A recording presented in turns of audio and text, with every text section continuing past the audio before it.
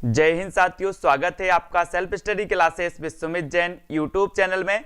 तो दोस्तों आज का वीडियो स्टार्ट हो चुका है, सभी लोग लाइव आ जाएंगे और आज हम पढ़ने वाले हैं दोस्तों द्विवेदी युग को। ठीक है, कल हमने भारतेंदु युग को पढ़ लिया, भारतेंदु युग से संबंधित जितने भी प्रश्न थे उनको देख लिया। ठीक है, तो सभी लोगों को क्या करना है दोस्तों, अब लाइक करना है और शेयर करना है। जितने भी हमारे साथी हैं वीडियो को सबसे पहले लाइक कर दें और शेयर कर दें। और दोस्तों हमारा जो ऐप है वो पब्लिश हो चुका है। अब आपको क्या करना है कि प्ले स्टोर में जाकर के, प्ले स्टोर में आप जाएंगे और प्ले स्टोर में जाकर के आपको सर्च करना है सेल्फ स्टडी क्लासेस, है ना। इतना सर्च करेंगे तो आपको ऐप मिल जाएगा सेल्फ स्टडी क्लासेस का। ठीक है, तो आप सेल्फ स्टडी क्लासेस का ऐप अब डाउनलोड कर सकते हैं साथियों। और सभी लोग दोस्तों ये जो कोर्स है वो जल्द ही लॉन्च हो जाएगा। ठीक है, कोर्स भी लॉन्च हो जाएगा, तो सभी लोग अभी क्लास के बाद लॉन्च डाउनलोड कर लेना इसको, है ना। और वो जल्दी ही कोर्स लॉन्च होने वाला है आपका टीजीटी पीजीटी वालों का। तो द्विवेदी योग आपको बताना है, द्विवेदी योग में हमें पढ़ना है कि द्विवेदी योग का नामकरण किसके नाम पर हुआ, किसके नाम पर हुआ द्विवेदी योग का नामकरण। चार विकल्प हैं आपके सामने, चार विकल्प में से हमें एक विकल्प का चयन करना है कि द्विवेदी योग का जो नामकरण हुआ है वो किसके नाम पर हुआ है। चार विकल्प है, शांति प्रिय द्विवेदी, आचार्य महावीर प्रसाद द्विवेदी, आचार्य हजारी प्रसाद द्विवेदी या फिर रामचंद्र शुक्ल। तब आपका राइट आंसर क्या होगा, सभी लोगों को दिख रहा है क्या, द्विवेदी योग का नामकरण किसके नाम पर हुआ। और यहां पर आपका बिल्कुल सही है, बोले सर महावीर प्रसाद द्विवेदी इसका सही आंसर हो जाएगा। ठीक है, महावीर प्रसाद द्विवेदी यानी आधुनिक कविता के दूसरे पड़ाव 1903 से 1916 को द्विवेदी युग के नाम से जाना जाता है। सभी को पता है 1900 से 1920 को माना जाता है ना, 1900 से 1920। ये भी आपको आपने कल पढ़ लिया था इस सरस्वती पत्रिका वाला द्विवेदी युग में, कि सरस्वती पत्रिका से ही द्विवेदी युग का प्रारंभ माना जाता है 1900 से 1920। 1900 में सरस्वती पत्रिका का प्रकाशन हुआ था, है ना। और सरस्वती पत्रिका के जो संस्थापक थे वो कौन थे, चिंतामणि घोष थे। सरस्वती पत्रिका के संपादक कौन थे, चिंतामणि घोष थे। और सरस्वती पत्रिका के प्रथम जो संपादक बने थे, प्रथम संपादक जो बने थे वो कौन बने थे, श्याम सुंदर दास। तो इतनी चीजें सभी लोगों को क्लियर है। और 1903 में जो बने थे वो कौन बने थे दोस्तों, 1903 में महावीर प्रसाद द्विवेदी, 1920 तक। ठीक है, अब यहां पर आपको बताना है दोस्तों, यहां पर अपन ने कुछ प्रश्न ये पढ़ लिए थे, फिर से अपन इनको पढ़ लेते हैं। द्विवेदी योग नामकरण किसके नाम के आधार पर किया गया, ये क्वेश्चन आपसे कई बार पूछा गया, इसको याद रख लेना। ठीक है, तो द्विवेदी योग का एक और नाम क्या है, चार का उत्तर आपको बताना है। संक्रांति काल, संधि काल, जागरण सुधार काल या फिर गद्य काल, आपको बताना है। ऐप लॉन्च हो गया है तो आप लोग क्या कर लेना है, आप लोग को, ठीक है, आप लोग को दोस्तों डाउनलोड कर लेना है। ठीक है ना। और द्विवेदी योग का जो नाम है दोस्तों वो क्या है, सी नंबर, यानी कि जागरण सुधार काल। जागरण सुधार काल इसका आपको बिल्कुल सही कर लेना है। ठीक है, द्विवेदी योग का नाम क्या है, जागरण सुधार काल। ये द्विवेदी योग को जागरण सुधार काल भी कहा जाता है। डॉक्टर रामकुमार वर्मा ने आदि काल को संधि काल तथा आचार्य रामचंद्र शुक्ल ने आधुनिक काल को गद्य काल नाम दिया था। ठीक है, गद्य काल। द्विवेदी युग का वह साहित्यकार जिन्हें कविता कामिनी कांत, भारतेंदु, प्रज्ञेंदु, साहित्य सुधाकर उपाधियों से विभूषित किया। कल ये अपन ने पढ़ा था, कल ये पढ़ा था दोस्तों, है ना। तो जल्दी से बताओ, किसी का गलत नहीं होने चाहिए क्वेश्चन। क्या हो, पेन का डिस्टर्ब कर रहा है। द्विवेदी युग का वह साहित्यकार जिन्हें कविता कामिनी कहा जाता है, किसी का भी नहीं होना चाहिए गलत। इसको हमने कल पढ़ा था, ये क्वेश्चन फिर से रिवाइज थोड़े से हो रहे हैं, 5-10 प्रश्न हम रिवाइज कर लेते हैं रोज, है ना। तो इसका उत्तर आपका होगा, किसे कहा जाता है, कमला जी, शालिनी, नाथू शर्मा शंकर, आपका बिल्कुल सही होगा। ठीक है, नाथू शर्मा शंकर को, है ना, भारतेंदु, प्रज्ञेंदु, साहित्य सुधाकर उपाधियों से विभूषित किया गया। और ये किस काल के कवि थे, द्विवेदी युग के। अब देखो अभी भी कुछ लोग गलत कर रहे हैं, मत करो यार गलत, जो कल नहीं आए थे उन्होंने किया होगा, है ना। द्विवेदी युग की पूछी है, भारतेंदु द्विवेदी युग के नहीं थे। मैंने कल भी आपको बताया था कि भारतेंदु द्विवेदी युग के नहीं थे। ठीक है, यहां पे आ गए थे हम, जूही की कली कविता को किस संपादक ने अपने पत्र में प्रकाशित किए वापस कर दिया था। ये क्वेश्चन भी अपन ने पढ़ा था कि प्रथम छंद मुक्त जो रचना मानी जाती है, प्रथम छंद मुक्त जो रचना मानी जाती है वो मानी जाती है जूही की कली। और जूही की कली के रचनाकार कौन है? सूर्यकांत त्रिपाठी निराला, सूर्यकांत त्रिपाठी निराला, है ना। और यहां पर थोड़ी सी आप क्वालिटी बढ़ा लेंगे, अपनी क्वालिटी बढ़ा लो जरा, है ना। जिसको धुंधला दिख रहा है वो अपनी वीडियो की क्वालिटी बढ़ा लेना। और जूही की कली जो है दोस्तों, इसको बिना प्रकाशित किए ही वापस कर दिया था। इस समय जो सरस्वती पत्रिका के संपादक थे वो कौन थे? महावीर प्रसाद द्विवेदी। और जूही की कली कविता को किस संपादक ने अपने पत्र में प्रकाशित किए वापस कर दिया था? तो वो किया था किसने दोस्तों? महावीर प्रसाद द्विवेदी ने। महावीर प्रसाद द्विवेदी, इसका आपको सही करना है, ठीक है, ये आपको याद रख लेना है, ठीक है। सभी लोग इसको चयन करेंगे। अब यहां पर आचार्य महावीर प्रसाद द्विवेदी के साहित्यिक नेतृत्व के उत्कर्ष में निराला का साहित्यिक जीवन शुरू होता है। निराला की जूही की कली 1916 ये छंद मुक्त रचना मानी जाती है, ठीक है, सभी को पता है, बिल्कुल सही है। अब यहां पर आपको बताना है कि निराला की कविता जूही की कली को किस संपादक ने बिना प्रकाश, एक कई बार पूछा गया है दोस्तों, इसलिए इसको माइंड में बिठा लेना कि सर जो जूही की कली थी निराला जी की प्रथम छंदमुक्त रचना थी, है ना। और महावीर प्रसाद द्विवेदी इस समय सरस्वती पत्रिका के क्या थे? सरस्वती पत्रिका के संपादक थे। और उन्होंने बिना प्रकाशित किए इसको वापस कर दिया था, ठीक है, बिना प्रकाशित किए इसको वापस कर दिया था। अंतःकरण की प्रवृत्तियों का नाम कविता है, ये किसने कहा है? अंतःकरण की प्रवृत्तियों का नाम कविता है, ये किसने कहा है? सभी लोग बताएंगे क्या हो जाएगा सही आंसर। प्रश्न क्रमांक 12 में थोड़ा सा जिसको धुंधला दिख रहा है वो क्वालिटी को, अपने वीडियो को क्वालिटी को जो है ठीक कर लेंगे, क्वालिटी बढ़ा लेंगे, ठीक है। तो बिल्कुल सही है, अंतःकरण की वृत्तियों के चित्र का नाम कविता है। मैंने आपको कल याद करवाया था, कितना याद है आपको? बोले सर अंतःकरण की अगर बात होती है तो अंतःकरण की बात तो करते हैं कौन? महावीर प्रसाद द्विवेदी, यानी कि महावीर करते हैं। और बी नंबर आपका बिल्कुल सही हो जाएगा, ठीक है। प्रताप जी बी नंबर सही है। राधिका जी बी नंबर जिन्होंने बताया उनका आंसर बिल्कुल सही है, वेरी गुड। आचार्य महावीर प्रसाद द्विवेदी ने कहा कि कविता अंतःकरण की वृत्तियों का चित्र बन जाती है। या रामचंद्र शुक्ल को याद करें तो इन्होंने कहा था कि जिस प्रकार आत्मा की मुक्तावस्था ज्ञान दशा कहलाती, उसी प्रकार हृदय की मुक्तावस्था रस दशा कहलाती है, ठीक है।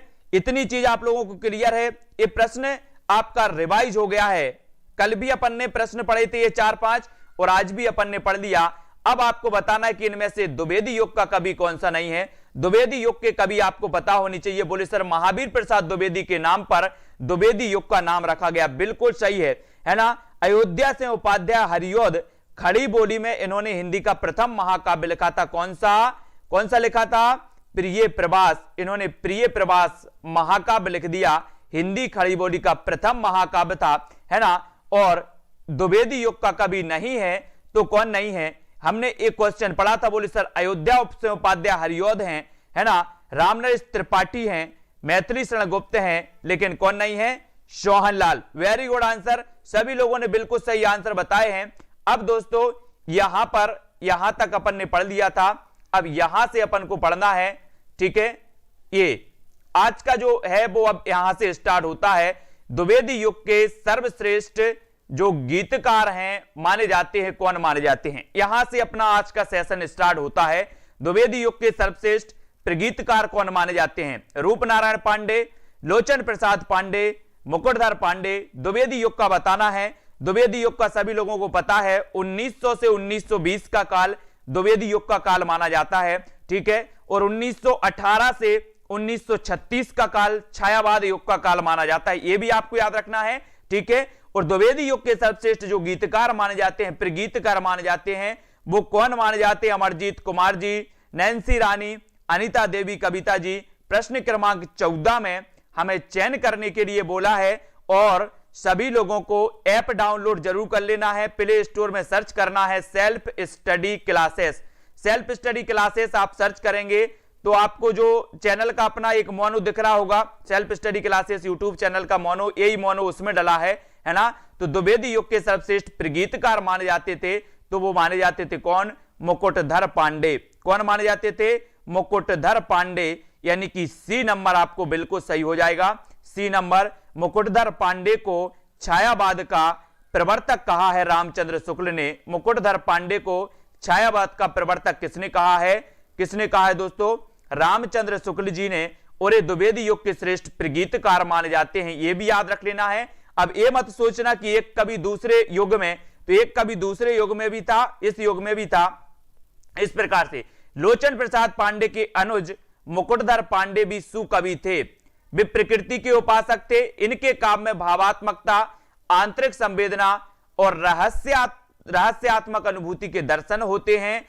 ये द्विवेदी युग के सर्वश्रेष्ठ प्रगीतकार माने जाते हैं। वस्तुतः इनके काव्य में छायावाद का पूर्वाभास मिलता है ना। पूजा फूल, कानन कुसुम इनके प्रकाशित काव्य हैं। तो यहां पर कंफ्यूज नहीं होना, क्योंकि क्या होता है कि मुकुटधर पांडे को जब हम पढ़ते हैं कि मुकुटधर पांडे को रामचंद्र शुक्ल ने छायावाद का प्रवर्तक मान लिया, तो हमारे मन में एक हो जाती है धारणा कि ये तो छायावाद के हैं। लेकिन याद रख लेना, ये द्विवेदी युग में भी थे और इनकी जो पंक्तियां थी, इनकी जो रचनाएं थी, उनमें छायावाद का पूर्वाभास मिलता है। ये भी याद रख लेना है, ठीक है। और दोस्तों छायावाद में 3 धाराएं प्रकार वो वही थी, कौन कौन सी? एक छायावाद में आपको पता होगा कि रामचंद्र शुक्ल ने जो माना था, वो माना था मुकुटधर पांडे को छायावाद का प्रवर्तक। ईलाचंद्र जोशी ने जो माना था, वो किसको माना था? जयशंकर प्रसाद को छायावाद का प्रवर्तक। और दोस्तों जो अपने नंद दुलारे वाजपेयी हैं, इन्होंने माना था सुमित्रानंदन पंत को, ठीक है, सुमित्रानंदन पंत को। तो अगर आपसे पूछा जाए दोस्तों कि छायावाद का प्रवर्तक कौन है, तो आपको लगाना जयशंकर प्रसाद, ठीक है। नॉर्मली जयशंकर प्रसाद सही हो जाता है, ठीक है। अब छायावाद का पूर्वाभास किस कवि की रचनाओं में प्रकट हुआ, तो वो हुआ मुकुटधर पांडे। मुकुटधर पांडे, यानी कि ये नंबर आपका बिल्कुल यहां पर सही है, ठीक है। किस कवि की रचनाओं में छायावाद का पूर्वाभास, ये दोस्तों क्वेश्चन पूछा गया है कई बार, तो यहां पर आपका मुकुटधर पांडे बिल्कुल सही हो जाएगा। सी नंबर आपका सही हो जाएगा, ठीक है, सी नंबर। फिर आगे बढ़ते हैं कि खड़ी बोली हिंदी का प्रथम कवि है, तो कौन है? खड़ी बोली हिंदी का प्रथम कवि आपको चयन करना है, कौन माने जाते हैं? ये आपको चयन करना है। खड़ी बोली हिंदी के प्रथम कवि कौन थे? कविता कुमुदी, प्रथम कवि नहीं, प्रथम महाकाव्य बताना है दोस्तों। प्रथम कवि नहीं, प्रथम महाकाव्य बताना है ना। प्रथम महाकाव्य कौन था? खड़ी बोली हिंदी का प्रथम महाकाव्य बताना है, प्रश्न क्रमांक 17 में, ठीक है। 17 में चयन करो सभी लोग। खड़ी बोली हिंदी का प्रथम महाकाव्य कौन था? और मैंने आपको कई बार बता दिया है कि खड़ी बोली हिंदी का जो प्रथम महाकाव्य था, उसका नाम कौन सा था? प्रिय प्रवास, है ना। कौन सा था? प्रिय प्रवास। प्रिय प्रवास में खड़ी है, प्रिय प्रवास में खड़ी है, तो प्रिय से हो जाएगा प्रिय प्रवास, और प्रवास में खड़ी है, तो ये खड़ी बोली का महाकाव्य हो जाएगा। किसका हो जाएगा दोस्तों? हरिऔध का हो जाएगा ये, है ना, हरिऔध साहब का हो जाएगा। इसको याद रखेंगे, ठीक है। और यहां पर आपको चयन करना है बहुत बढ़िया तरीके से। कैसे चयन करोगे इसको देखो कि अयोध्या से उपाध्याय हरिऔध कृत प्रिय प्रवास संस्कृत की समस्त तथा कोमलकांत पदावली से अलंकृत एवं संस्कृत वर्ण वृत्तों में लिखित हिंदी खड़ी बोली का प्रथम महाकाव्य है। यह 17 सर्गों में विभक्त है, ये भी याद रख लेना, 17 सर्गों में विभक्त है। इसमें श्रृंगार और करुण रस की प्रधानता है, श्रृंगार और करुण रस की इसमें प्रधानता है। रामचंद्र शुक्ल ने अपने हिंदी साहित्य के इतिहास में प्रिय प्रवास को महाकाव्य नहीं माना। हरिऔध जी बहुमुखी प्रतिभा के धनी थे, गद्य पद्य में उनका समान अधिकार था और कुल मिलाकर उनकी 51 रचनाएं थी। अब दोस्तों यहां से कितने क्वेश्चन बनेंगे? सबसे पहले तो प्रिय प्रवास किसकी रचना है? आप बता दोगे हरिऔध जी की, ठीक है। हिंदी का खड़ी बोली का प्रथम जो महाकाव्य है वो कौन सा है? तो आप बताओगे प्रिय प्रवास, ठीक है ना। और दूसरा पूछा जाएगा कि प्रिय प्रवास में कितने सर्ग हैं, तो आप क्या बताओगे? 17 सर्ग हैं, ठीक है, 17 सर्ग हैं, याद रख लेना। और आपको बताना है कि रामचंद्र शुक्ल ने हिंदी साहित्य के इतिहास में प्रिय प्रवास को महाकाव्य नहीं माना। यानी कि आपसे पूछा जाएगा निम्न में से बताइए किस आचार्य ने प्रिय प्रवास को महाकाव्य नहीं माना, तो आपको टिक करना है रामचंद्र शुक्ल जी ने प्रिय प्रवास को महाकाव्य नहीं माना दोस्तों, ठीक है, इसको याद रख लेना। और एक खड़ी बोली का प्रथम महाकाव्य माना जाता है, ठीक है। यहां पर देखो हरिओद जी ने जहां चौके चौपदे में मुहावरे के बाहुल तथा लोक भाषा के समावेश का प्रयास किया, वहीं वैदेही वनवास की रचना द्वारा एक प्रबंध सृष्टि का प्रयत्न होता है। देखो जहां चौके चौपदे भी इन्हीं की रचना है, किसकी, हरिओद की, ठीक है। और वैदेही वनवास की भी किसकी है, हरिओद की है। इनको मैं बहुत अच्छे से ट्रिक से आपको याद करवाऊंगा। अपने काव्य संग्रह रस कलश को ब्रजभाषा में लिखकर यह सिद्ध कर दिया कि ब्रजभाषा पर भी उनकी क्या थी, पकड़ थी। यानी कि रस कलश की भाषा क्या थी, तो ब्रजभाषा थी, ठीक है। और प्रिय प्रवास इन्होंने खड़ी बोली में लिखा। और हरिओद जी ने 2 नाटक लिखे, प्रद्युम्न विजय तथा रुक्मणी परिणय। ये लिख लेना, प्रद्युम्न विजय 1893 और रुक्मणी परिणय 1894 में इन्होंने 2 नाटक भी लिखे हैं, है ना। और 1894 में इनका प्रथम उपन्यास आया था, कौन सा, प्रेम कांता, प्रकाशित हुआ था 1894 में, ठीक है। और दोस्तों इनकी जो प्रथम रचना मानी जाती है वो कौन सी मानी जाती है, कृष्ण शतक मानी जाती है। कृष्ण शतक भी आपको याद रख लेना।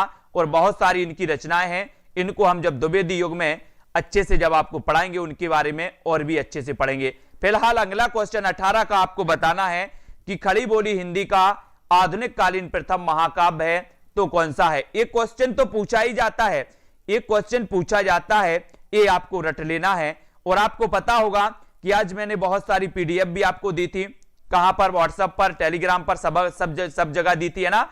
और खड़ी बोली हिंदी का आधुनिक कालीन प्रथम महाकाव्य है तो वो कौन सा है, प्रिय प्रवास। कौन सा है, प्रिय प्रवास है। बोले सर प्रिय प्रवास में खड़ी है, प्रिय प्रवास में खड़ी है, यानी बी नंबर आपका यहां पर प्रिय प्रवास बिल्कुल सही हो जाएगा, ठीक है। प्रिय प्रवास, हरिओद के प्रिय प्रवास महाकाव्य में सर्गों की संख्या कितनी है, एक क्वेश्चन भी पूछा गया है, सर्गों की संख्या कितनी है तो आपको बताना है। हरिओद के प्रिय प्रवास महाकाव्य में सर्गों की संख्या कितनी है ये बताना है, 17, 19, 23 या फिर 21। यानी कि 19 का उत्तर आपको चयन करना। और अभी हमने पढ़ा है इसलिए आपको याद भी होनी चाहिए। और उत्तर हो जाएगा क्या, 17। क्या हो जाएगा, 17। प्रिय प्रवास महाकाव्य में सर्गों की संख्या है दोस्तों 17, यानी ये नंबर बिल्कुल सही हो जाएगा, ठीक है। वेरी गुड आंसर, सभी लोगों ने बिल्कुल सही बताया है। और अयोध्या से उपाध्याय हरिओद द्वारा लिखित काव्य ग्रंथ कौन सा है, काव्य ग्रंथ बताना है। अभी हमने पढ़ा है कि सर अयोध्या से हरिओद ने प्रिय प्रवास खड़ी बोली में अगर लिखा है तो रस कलश इन्होंने ब्रजभाषा में लिखा है ना। यानी कि इससे सिद्ध होता है कि जहां हरिओद जी खड़ी बोली में रचना करते थे वहीं इन्होंने ब्रजभाषा में भी रचना करके सिद्ध कर दिया है कि इनका दोनों भाषाओं में अच्छी इनकी पकड़ थी, है ना। और अयोध्या से उपाध्याय हरिओद द्वारा लिखित जो काव्य ग्रंथ है दोस्तों वो कौन सा है, चौखे चौपदे, है ना, चोखे चौपदे, इसको याद रख लेना, हरिओद, है ना। यानी सी नंबर आपने बिल्कुल सही है। बोले सर हरि तो बिल्कुल चोखे ही होते हैं, हरि कैसे होते हैं, चोखे होते हैं। और जो व्यक्ति चोखे होते हैं वो भगवान बन जाते, हरि बन जाते, है ना। चोखे व्यक्ति ही हरि बनते हैं, ऐसे याद कर लेना। चोखे व्यक्ति, भगवान ने भी कभी तपस्या की थी, तपस्या करके वो क्या बन गए, भगवान बन गए। ऐसे ही चोखे व्यक्ति भगवान बनते हैं जो तपस्या करते हैं, है ना। और वैदेही वनवास नामक काव्य लिखा तो किसने लिखा, वैदेही वनवास। बोले सर वनवास तो हरि को हुआ था, वनवास किसको हुआ था, हरि मतलब होता है राम भगवान, ले लो कृष्ण भगवान को हम हरि बोलते हैं। तो वनवास किसको हुआ था, बोले सर हरि को हुआ था, अयोध्या के राम हरि को, है ना, जिसे हम बोलेंगे। तो वैदेही वनवास, और वनवास हुआ किसे, अयोध्या के भगवान राम यानी कि हरि को। तो अयोध्या यहां पर आएगा, वनवास आया है तो अयोध्या भी आएगा। तो वनवास यहां पर वैदेही वनवास और यहां पर अयोध्या से उपाध्याय हरिओद, ठीक है। तो बी नंबर आपका बिल्कुल सही होगा। वैदेही वनवास के लेखक कौन है, व्हाट्सएप नंबर नीचे चल रहा है दोस्तों, नीचे जो लाइन चल रही है उसमें व्हाट्सएप नंबर दिया है। और वैदेही वनवास के लेखक बताना है आपको कौन है, मैथिली शरण गुप्त हैं, अयोध्या से उपाध्याय हरिऔध। ये क्वेश्चन पूछा गया है कई बार, तो बनवास से याद रख लेना है। अब कभी नहीं बोलना बोले सर बनवास तो किसको हुआ था, अयोध्या के राजा राम को हुआ था। ठीक है, खड़ी बोली में प्रथम महाकाव्य प्रिय प्रवास के जो रचयिता माने जाते हैं, ऐसा भी क्वेश्चन आता है प्रिय प्रवास, है ना।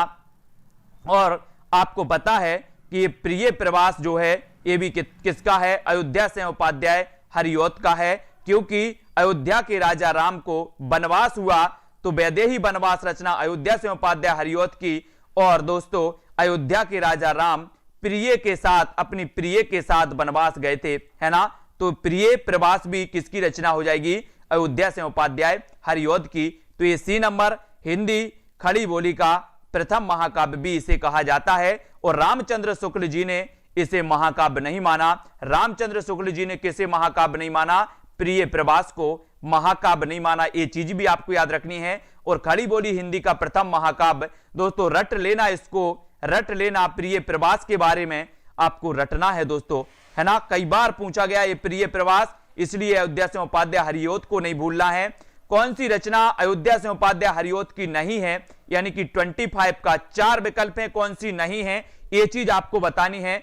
और सभी लोग साथियों क्या करना, अभी आप प्ले स्टोर में सर्च करना self study classes, app publish हो गया है और जल्द ही कोर्स लॉन्च होने वाला है ना। तो जो भी साथी करना चाहते हैं वो जल्दी से कर लेना अभी, है ना।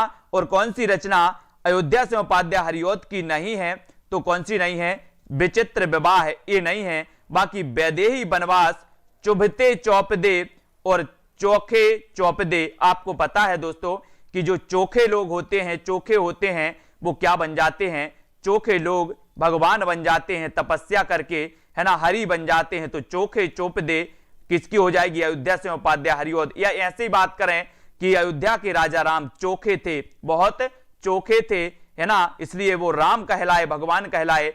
और आपको पता है कि इन्होंने जब वनवास इनको हुआ तो कई ऐसे घाव थे जो बहुत चुभते हैं, है ना। जब हम रामायण देखते हैं तो कई ऐसी घटनाएं हैं जो अपने चुभते हैं, चुभते। तो ये चुभते चौपदे भी इन्हीं की रचना हो जाएगी। और वनवास भी हुआ था किसे, अयोध्या के राजा राम को, इसलिए अयोध्या से उपाध्याय हरिऔध की वैदेही वनवास, चुभते चौपदे, चौके चौपदे, प्रिय प्रवास, रस कलश, कृष्ण शतक, ये सारी रचनाएं किसकी हो जाएंगी, अयोध्या से उपाध्याय हरिऔध की। विचित्र विवाह, राष्ट्र भारती, देवदूत, देवसभा, ये रामचरितोपाध्याय की रचना है। यहां पर भी आपको याद रख लेना, विचित्र विवाह, राष्ट्र भारती, देवदूत और देवसभा ये रामचरितोपाध्याय की हैं। बाकी इसके अतिरिक्त राम रचित चिंतामणि नामक प्रबंध काव्य की रचना की है। शेष कृतियां अयोध्या से उपाध्याय हरिऔध की हैं। ठीक है, तो इनको भी हमें याद रखना है। फिर आगे बढ़ते हैं, यहां पर आते हैं, दिवस का अवसान समीप था, गगन था कुछ लोहित हो चला, तरु से कापर थी जब राजती, कमलनी कुल बल्लभ की प्रभा। काव्य पंक्तियों का संबंध है आंसू से, परिवर्तन से, प्रिय प्रवास से या फिर किसान से। बहुत बढ़िया यहां पर दोस्तों कहा गया है कि दिवस का अवसान समीप था। ये पंक्ति कई बार पूछी गई है, अर्चना कुशवाहा जी, है ना, और गोरा सिंह जी। दिवस का अवसान समीप था, गगन था कुछ लोहित हो चला, तरु सिका पर थी जब राजती, कमलनी कुल बल्लभ की प्रभा। तो ये आपको पता होगा ये किसने कहा है, ये पंक्ति कहां से ली गई है, प्रिय प्रवास से ली गई है, प्रिय प्रवास से ली गई है, इसको याद रख लेना, है ना। प्रिय प्रवास, दिवस का अवसान समीप था, गगन था कुछ लोहित हो चला, तरु सिका पर थी जब राजती, है ना। तो ये आपका प्रिय प्रवास से ली गई है पंक्ति। और प्रिय प्रवास हिंदी का प्रथम, खड़ी बोली का प्रथम महाकाव्य है। ठीक है, इनको याद रखेंगे। फिर द्विवेदी युग की कविता है, तो बताना है द्विवेदी युग की कविता कैसी है। आपको दोस्तों विशेषताएं भी पढ़ना है। मैंने आपको बताई कि आदिकाल की विशेषताएं क्या थी, आदिकाल की प्रवृत्तियां क्या थी, द्विवेदी युग की प्रवृत्तियां क्या थी, अपनी भक्ति काल की क्या थी, रीति काल, छायावाद, इन सभी की हमें प्रवृत्तियां, विशेषताएं भी पढ़नी है। जब यहां से क्वेश्चन आता है तो 100 में से 10 लोगों पर बनता है, क्योंकि प्रवृत्तियां नहीं पढ़ते लोग, रचनाएं पढ़ ली, कवियों के नाम पढ़ लिए, ऐसे ही पढ़ना है। तो अपन को बहुत अच्छे से, जिसको पढ़ना है वो अच्छे से पढ़े, और फॉर्मेलिटी निभाना है तो वो तो निभा ही रहे हैं। द्विवेदी युग की कविता है तो वो कैसी है, उपदेशात्मक एवं इतिवृत्तात्मक मानी जाती है। यानी ये नंबर जिन्होंने बताया है शिल्पी पूर्णिमा जी, आपका बिल्कुल सही आंसर है। डॉक्टर नगेंद्र अपनी पुस्तक हिंदी साहित्य का इतिहास में लिखते हैं कि सामंत द्विवेदी युगीन काव्य को नीरस, इतिवृत्तात्मक और उपदेशात्मक कहा जाता है। अतः विकल्प क्या है? ए नंबर है। कौन लिखते हैं? डॉक्टर नगेंद्र लिखते हैं, डॉक्टर नगेंद्र जी, है ना। ये आपको चयन करना। और नेक्स्ट है इतिवृत्तात्मकता किस काव्य युग की प्रमुख विशेषता थी? तो आपको यहां पर याद रख लेना है दोस्तों, यहां पर अभी हमने पढ़ा था कि इतिवृत्तात्मकता और उपदेश कहा जाता है, यानी कि द्विवेदी युग की कविताओं में इस प्रकार की दोस्तों कविताएं थी, है ना। और इतिवृत्तात्मकता किस युग की प्रमुख विशेषता थी? तो किसकी थी? द्विवेदी युग की, द्विवेदी युग की दोस्तों विशेषता थी। प्रमुख विशेषता अनीता जी, तनु जी, दीक्षा यादव जी, द्विवेदी युगीन साहित्य में किस प्रवृत्ति की प्रमुखता नहीं है? यह भी आपको बताना है। तो किस युग की द्विवेदी युग साहित्य में किस प्रवृत्ति की प्रमुखता नहीं पाई जाती? गद्यात्मकता, काव्यात्मकता, वैचारिकता या फिर इतिवृत्तात्मकता। तो कौन सी नहीं पाई जाती? यानी कि 29 का हमें बताना है। दिशा यादव, है ना, सहस्रा जी, और 29 में आपने चयन किया कि सर अगर बात करें द्विवेदी युग की तो एक काव्यात्मकता ये द्विवेदी युग की विशेषता, प्रमुख विशेषता नहीं है ना, प्रमुख प्रवृत्ति नहीं है। तो बी नंबर यहां पर आपका बिल्कुल सही है। वैचारिकता तो है ना, ये याद रख लेना है। तो काव्यात्मकता ये प्रमुख प्रवृत्ति नहीं मानी जाती, प्रमुख पूछा गया है ना, तो प्रमुख नहीं है। बाकी प्रमुख में गद्यात्मकता, इतिवृत्तात्मकता, वैचारिकता ये मानी जाती हैं। आपका उत्तर क्या हो जाएगा, है ना मयंक जी? बी नंबर आपका बिल्कुल सही हो जाएगा, बी नंबर, ठीक है। बी जिन्होंने बताया है वो बिल्कुल सही है। काव्यात्मकता प्रमुख विशेषता के अंतर्गत नहीं आती, है ना। और भारत भारती का प्रकाशन किस वर्ष हुआ था? भारत भारती बताना है दोस्तों। ये भारत भारती के रचनाकार कौन है ये भी आपको कमेंट में लिखना है। और साथ ही लिखना है कि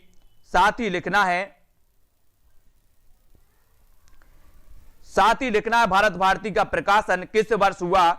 1912, 1914, 1916 या फिर 1918 में किस वर्ष हुआ है भारत भारती का प्रकाशन? आपको चयन करना है।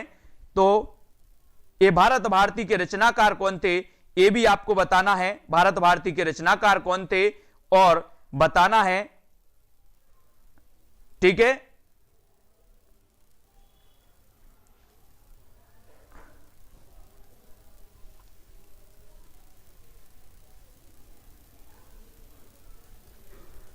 तो यहां पर भारत भारती का जो प्रकाशन वर्ष है वो क्या है?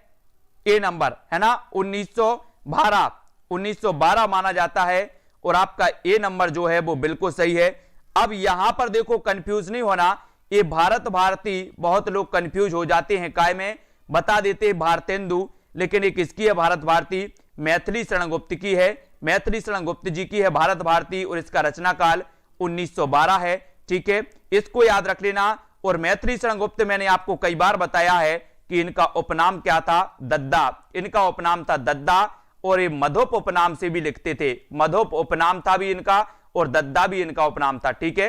ये क्वेश्चन पूछे जाते हैं उपनाम, ठीक है, तो इनको हमें याद रखना है। फिर आगे बढ़ते हैं। अगला जो अपना प्रश्न है कि यहां पर इनके बारे में पढ़ेंगे कि 3 अगस्त 1886 को झांसी उत्तर प्रदेश के चिरगांव में जन्मे मैथिली शरण गुप्त हिंदी के सर्वाधिक प्रभावी तथा लोकप्रिय रचनाकारों में से एक हैं। इनकी कविताओं में बौद्ध दर्शन, महाभारत, रामायण आदि के कथानक स्वतः उतर आते हैं। हिंदी की खड़ी बोली के रचनाकार गुप्त जी हिंदी कविता के इतिहास में एक महत्वपूर्ण पड़ाव के समान है। उन्होंने सन 1912 में राष्ट्रीय भावना से उत्प्रोत भारत भारती का प्रकाशन करवाया था। कितने खंडों में करवाया था? ये 3 खंडों में करवाया था, ठीक है। कितने खंडों में? 3 खंडों में, ठीक है। गांधी जी ने मैथिली शरण गुप्त को राष्ट्रकवि कहा था। एक फैक्ट आपको याद रख लेना, पूछा जाएगा। हाँ, भारतेंदु जी की भारत दुर्दशा है, वेरी गुड। गांधी जी ने मैथिली शरण गुप्त को राष्ट्रकवि कहा था। गुप्त जी को सन 1954 में पद्म भूषण प्रदान किया गया, है ना। साकेत इनकी सर्वोत्कृष्ट रचना है जिसमें लक्षण की पत्नी उर्मिला को नायिका बनाकर राम कथा कही गई, है ना। और जल्दी से बताओ साकेत के रचना काल क्या है? साकेत में 12 सर्ग माने जाते हैं। बोले सर साकेत में 12 सर्ग, है ना, वारकरी संप्रदाय के 12 और रामानंद जो थे इनके भी शिष्य 12 थे। तो ये 12-12 जो है बार बार आता है, 12-12 बार बार आता है, इसलिए साकेत में अभी 12 सर्ग थे।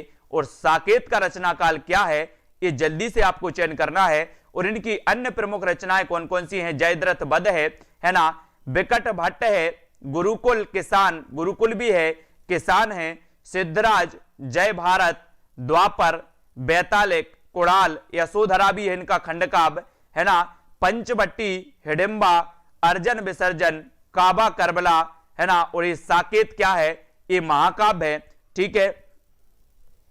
और गुप्त जी द्वारा अनुदित काव्य है पिलासी का युद्ध, मेघनाद है ना। और यशोधरा की नायिका गौतम बुद्ध की पत्नी यशोधरा है।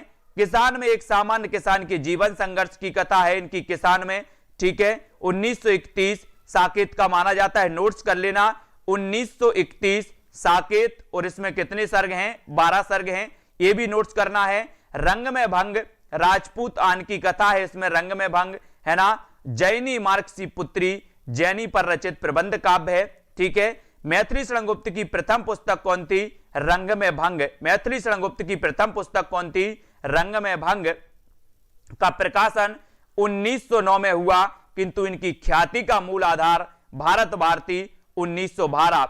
तो 1909 में इनकी रचना कौन सी प्रकाशित हुई थी? प्रथम वो हुई थी 1909 में, रंग में भंग। रंग में भंग है ना, याद रख लेना। बोले सर मैं सब्जी बना रहा था और मेथी डाल दी, मेथी डाल दी तो क्या हो गया? रंग में भंग हो गया है ना। बोला आप लोग बोलते ना ओ नो, ऐसे बोलते तो नो, रंग में भंग 9 की रचना हो जाएगी 1909। और याद रखेंगे फिर उसके बाद 1912 भारत भारती। गुप्त जी ने तिलोत्तमा, चंद्रहास और अनग नामक 3 नाटक लिखे हैं। कौन कौन से? तिलोत्तमा, चंद्रहास और अनग, ये 3 इनके नाटक हैं। प्राय सभी प्रकार के प्रगीत, मुक्तक भी इन्होंने लिखे हैं।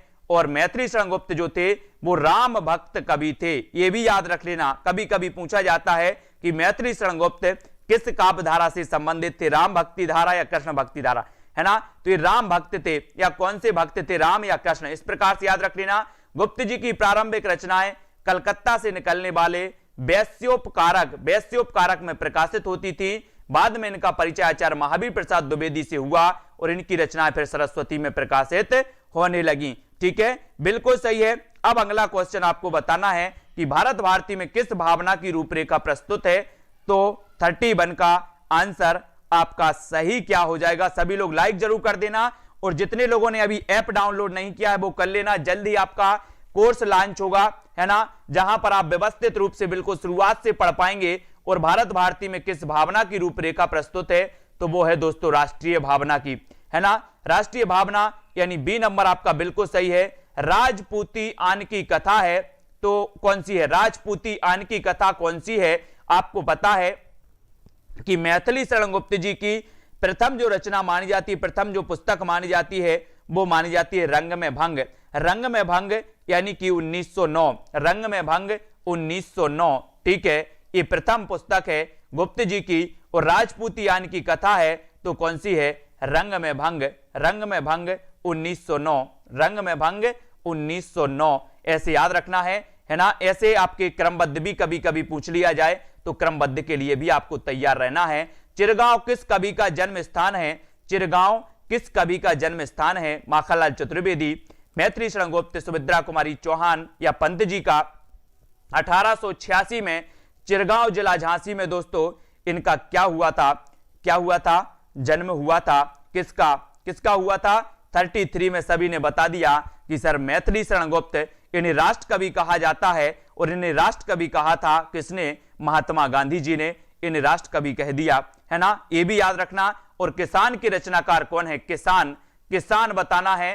किसान के रचनाकार, बोले सर किसान मेथी उगाता है। क्या उगाता है? मेथी उगाता है। तो किसान के रचनाकार भी कौन होंगे? मेथी होंगे कि जयशंकर प्रसाद होंगे? मैथिली शरणगुप्त होंगे या जयशंकर प्रसाद होंगे? तो आपको याद रखना है कि किसान क्या उगाता है? बोले सर मेथी उगाता है, मेथी। तो किसान के रचनाकार मैथिली शरणगुप्त, यानी ए नंबर आपका बिल्कुल सही हो जाएगा। ये जिन्होंने बताया उनका आंसर बिल्कुल सही है। रंग में भंग नामक काव्य कृति के रचयिता कौन है? ये कई बार पूछा गया और मैं कई बार आपको बताऊंगा।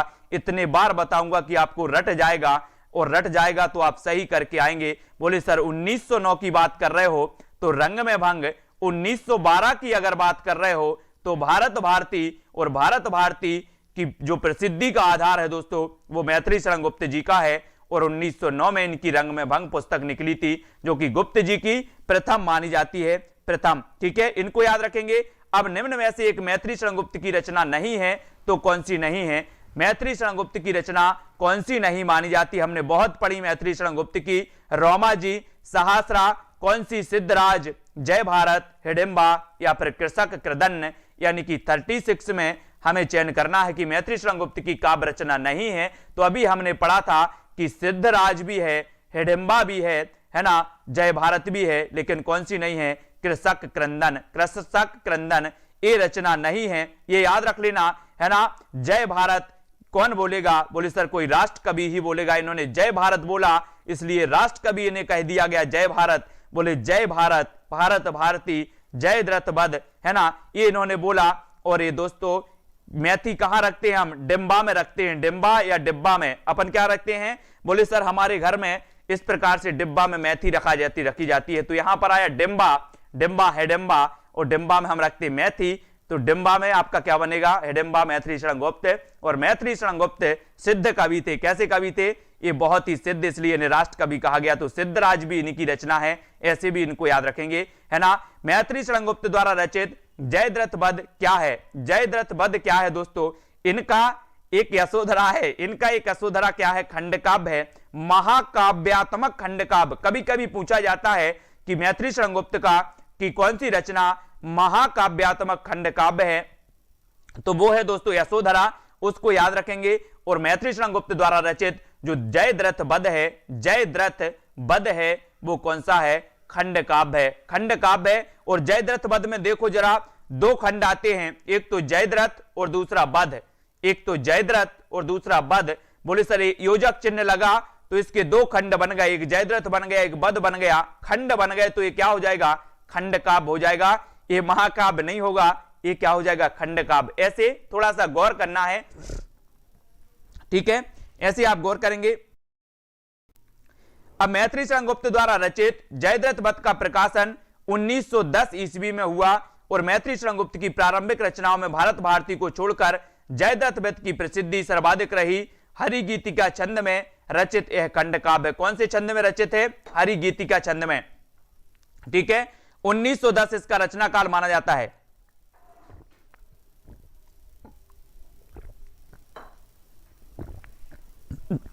फिर आपको चयन करना है साकेत महाकाव्य का सर्वाधिक मार्मिक सर्ग कौन सा है? जल्दी से चयन करेंगे। साकेत महाकाव्य का सर्वाधिक मार्मिक सर्ग कौन सा है दोस्तों? षष्ठ, सप्तम या फिर अष्टम या फिर नवम, कौन सा माना जाता है? तो यहां पर याद रख लेना कि अगर आपसे पूछा जाए कि मैथिली शरण गुप्त की भारत भारती के बाद जो प्रसिद्धि का आधार थी वो कौन सी थी, तो वो जयद्रथ बध जो खंड काव्य थी, और हरिगीतिका छंद में एक खंड काव्य लिखा गया, है ना। और साकेत महाकाव्य का सर्वाधिक मार्मिक जो सर्ग है वो नवम सर्ग माना जाता है ना। साकेत का नवम, और 1931 इसका रचना काल माना जाता है, और ये क्या है? महाकाव्य है, महाकाव्य दोस्तों साकेत, है ना। और 12 इसमें कितने सर्ग हैं? 12 सर्ग हैं, ये भी याद रख लेना, ठीक है। साकेत, तो ये साकेत के बारे में सभी लोगों को याद रखना है। फिर आगे बढ़ते हैं दोस्तों यहां पर कि मैथिली शरण गुप्त का साकेत महाकाव्य नवम सर्ग सर्वाधिक मार्मिक है। साकेत में 12 सर्ग हैं, है ना, जिसका रचना काल 1916 से 1932 यानी कि 1931 अधिकांश माना जाता है, 1931, ठीक है। साकेत की संपूर्ण कथा का केंद्र बिंदु क्या है? उर्मिला। क्या है? उर्मिला। और आरंभ में इसका नाम उर्मिला उत्ताप अर्थात उर्मिला काव्य रखा गया। आपने एक वो सॉन्ग पढ़ा होगा दोस्तों, कौन सा? उर्मिला ए उर्मिला ए उर्मिला, पढ़ा है सभी लोगों ने? ऐसे अपन सॉन्ग से भी कभी कभी याद कर लेंगे। और इनका दोस्तों याद रख लेना, साकेत की संपूर्ण कथा का केंद्र बिंदु क्या है? उर्मिला। और आरंभ में इसका नाम उर्मिला उत्ताप अर्थात उर्मिला काव्य रखा गया। और ये उर्मिला कौन थी? कौन थी जल्दी से बताओ फटाफट। राम काव्य पर आधारित है दोस्तों। साकेत महाकाव्य ये राम काव्य पर आधारित है। तो जल्दी से आपको बताना है, क्योंकि महाकवि रविंद्रनाथ ने बंगला भाषा में लिखे गए अपने निबंध काव्येर उपेक्षिता में राम कथा में अव्यक्त वेदना देवी उर्मिला के प्रति भारतीय कवियों की उपेक्षा की और ध्यान आकृष्ट किया था इन्होंने, है ना। तो ये भी आपको याद रख लेना है। जल्दी से बताएंगे आप लोग की उर्मिला जो है ये कौन थी, फटाफट से। अगर आपने रामायण पढ़ी है तो आपको पता भी होगा, रामायण देखी है तब भी आपको पता होगा। और सबसे केंद्र बिंदु जो माना जाता है, वेरी गुड, लक्ष्मण जी की पत्नी थी उर्मिला, ठीक है, इनको याद रखेंगे अपन, है ना। और सबसे जो मार्मिक दोस्तों इनका जो केंद्र बिंदु है साकेत का, वो क्या है, उर्मिला है, ठीक है। और आपको पता है कि इनके 12वें सर्ग में क्या होता है, वेरी गुड, बहुत बढ़िया आंसर। साकेत की नायक कथा का मुख्य संबंध किसके चरित्र विकास से जुड़ा है, दोस्तों प्रश्न क्रमांक 39 का आपको चयन करना है यहां पर, है ना। और साकेत की कथा का जो मुख्य संबंध किसके चरित्र विकास से जुड़ा है, तो वो लक्ष्मण और उर्मिला, लक्ष्मण और उर्मिला, है ना, याद रख लेना, लक्ष्मण और उर्मिला। और अभी आप लोगों ने लॉकडाउन में रामायण देखी होगी, बिल्कुल रामायण बम्पर देखी, क्या चली, मैंने भी देखी, है ना। और साकेत की कथा का मुख्य संबंध था उर्मिला और लक्ष्मण के चरित्र से जुड़ा। मैथिली शरण गुप्त का सर्वश्रेष्ठ काव्य है, इसकी कथा साकेत को केंद्र मानकर लिखी गई और इस काव्य का प्रारंभ अयोध्या के राजभवन में होने वाले लक्ष्मण उर्मिला के विनोद से होता है ना। यह विशद प्रबंध काव्य है, इसमें लक्ष्मण की पत्नी उर्मिला को नायिका बनाकर राम कथा कही गई है दोस्तों। और साकेत रचना की मूल प्रेरणा गुप्त जी को महावीर प्रसाद द्विवेदी के लेख कवियों की उर्मिला विषयक उदासीनता से मिली, जो सरस्वती में 1908 ईस्वी में जुलाई में भुजंग भूषण भट्टाचार्य के छदम नाम से छपा था, ठीक है। तो इस साकेत के बारे में हमने देख लिया। राम काव्य को आधार बनाकर लक्ष्मण और उर्मिला दोस्तों पर ये साकेत महाकाव्य लिखा गया और बढ़िया है ना। और उर्मिला इसकी बिल्कुल मुख्य केंद्र बिंदु मानी जाती है, ठीक है, और इस महाकाव्य की नायिका मानी जाती है, ठीक है, बिल्कुल सही। मैथिली शरण गुप्त ने इतिहास के उपेक्षित नारी पात्र को निम्न पुस्तक में प्रतिष्ठित किया, तो किसमें किया है, मैथिली शरण गुप्त ने इतिहास के उपेक्षित नारी पात्र को किस पुस्तक में प्रतिष्ठित किया, ये भी आपको बताना है। 40 बताना है, वेरी गुड, भाग्यश्री जी। साकेत मूलतः पाली भाषा का शब्द, बहुत बढ़िया। इसी प्रकार से भी आप लोग कुछ कुछ हेल्प किया करें और कुछ कुछ अपन पढ़ते हैं, है ना। और यहां पर आपका सही उत्तर होगा कि मैथिली शरण गुप्त ने इतिहास के उपेक्षित नारी पात्र को निम्न में प्रतिष्ठित किया है, तो वो किया है दोस्तों साकेत महाकाव्य, यानी डी नंबर आपका बिल्कुल सही होगा, ठीक है, डी नंबर आपका सही होगा। द्विवेदी युग के संपूर्णतः प्रतिनिधि कवि हैं, तो कौन है, 51 का आंसर बताना है। द्विवेदी युग के संपूर्णतः प्रतिनिधि कवि कौन माने जाते हैं, श्रीधर पाठक, हरिऔध, मैथिली शरण गुप्त या इनमें से कोई नहीं। तो जो मैथिली शरण गुप्त माने जाते हैं ये द्विवेदी युग के संपूर्णतः प्रतिनिधि कवि माने जाते हैं। कौन माने जाते हैं दोस्तों, प्रतिनिधि कवि। और आपका जो सी नंबर है वो बिल्कुल सही हो जाएगा, सी नंबर आपका सही हो जाएगा, सी नंबर। अब आप सभी लोग बताएंगे, आज की क्लास में अपन यहीं तक पढ़ते हैं, फिर कल फिर से पढ़ेंगे आगे से, है ना। 73 पेज तक अपन ने पढ़ लिया इसको। और वीडियो को लाइक कर लेना, नीचे नंबर चल रहा है तो नंबर से व्हाट्सएप ग्रुप में भी आप जुड़ सकते हैं, ठीक है।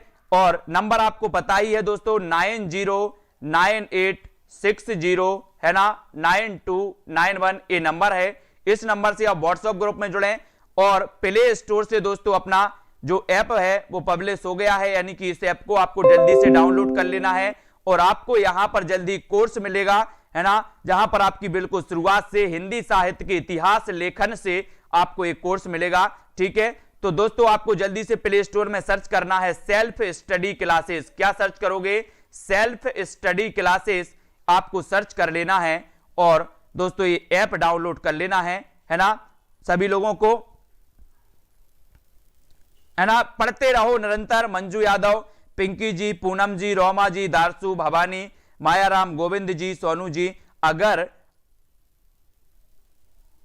ठीक है।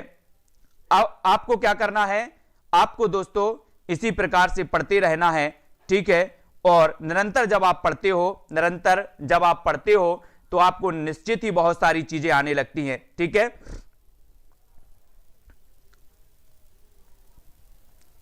ठीक है, तो इस प्रकार से सभी लोग पढ़ेंगे।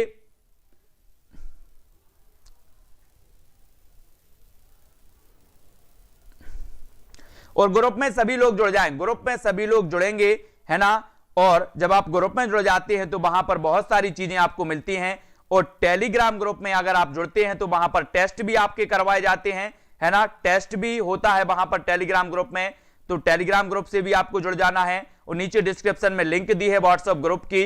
कल्पना ji, Radhika, target for JRF, Hindi Nama, Poonam जी, मंजू यादव, पिंकी, राजेश, गोरा जी, मिनी जी, है ना, दारसू जी, रीना जी, सभी लोग वीडियो को लाइक जरूर कर देना। और जिन भी साथियों ने अभी तक ऐप डाउनलोड नहीं किया वो ऐप जरूर डाउनलोड करें, सेल्फ स्टडी क्लासेस, ठीक है। और जल्दी से उसमें कोर्स लॉन्च होगा और दिवाली ऑफर उसमें निकाला जाएगा। नीलिमा राव, है ना, सरस्वती जी, उपेंद्र जी और शिवमूर्ति, संजय यादव, मंजू यादव, दारसू, सोच बही, रिश्ता नया, भवानी शर्मा, ठीक है। इसी प्रकार से सभी साथियों पढ़ते रहे टीजीटी पीजीटी के लिए, ठीक है। सरोज, शिवराज, मंजुला, अनीता जी, ठीक है, मिनी, राम, आदर्श, प्रमोद जी, श्याम जी, शिव कुमार जी, कुनल जी। दोस्तों अपनी पूरी ताकत आप लगा दो अगर ईमानदारी से आप कर रहे हो तैयारी। और जब आप तैयारी कर रहे हो तो पूरी ईमानदारी से करो, जब आप तैयारी कर रहे हो तो पूरी ईमानदारी से करो। ये नहीं कि सर मैंने ये बुक ले ली और इसको मैंने एक बार पूरा पढ़ दिया, ये पढ़ाई नहीं होती, ये पढ़ाई नहीं होती है। तो सिर्फ फॉर्मेलिटी होती है कि मैंने टीजीटी का एग्जाम दिया था, बुक को पूरी पढ़ी थी लेकिन बुक में से एक भी क्वेश्चन नहीं आया। आप अच्छे से पढ़ो तो सारा बुक में से आएगा, अच्छे से आपको पढ़ना है ना। और सभी लोग वीडियो को लाइक कर लेना। कल बहुत सारे लोग नहीं आए थे, क्यों नहीं आए थे? क्योंकि महापर्व था करवा चौथ, है ना। कल भी अपन ने देखा था नीरज जी हिंदी एजुकेशन, है ना, नफीसा सिद्दीकी, मंजू जी और भाग्यश्री, संगीता सिंह, लालदास जी, गीता, प्रेम शंकर जी, ठीक है। तो इसी प्रकार से संगीता सिंह जी, रानी गोस्वामी और राजेश मौर्य, मायरान, सोनू जी, ठीक है, कृष्णा जी, सभी को धन्यवाद। दोस्तों वीडियो को लाइक कर लेना, टेलीग्राम ग्रुप से जुड़ जाना, है ना। और मिनी पांडे, प्रदीप जी, और आपको क्या करना है टेलीग्राम से जुड़ करके व्हाट्सएप में भी जुड़ जाना, व्हाट्सएप ग्रुप है ना। नींद नहीं आएगी, अगर आपके अंदर जुनून है तो नींद आएगी नहीं। मुझे नींद आती नहीं, जबरदस्ती सो जाते हैं, फिर भी 2:30 या 3 बजे तो सोते ही है, सिर्फ काम करते रहते हैं, नोट्स बनाते हैं, ये सोचते वो सोचते। और आप लोग जब एग्जाम है तब भी नींद आ रही है तो एक काम करो कि बाल में एक रस्सी बांधो और ऊपर बांध लो, जैसे ही नींद आएगी बाल खींचेंगे तो अपने आप नींद भाग जाएगी, ठीक है। तो प्रीति जी और ओम प्रकाश जी, हेमलता जी, लालदास जी, राजेश जी, अनु जी और जूली, महेंद्र कुमार सेन जी, बहुत बढ़िया दोस्तों, सभी लोगों को धन्यवाद।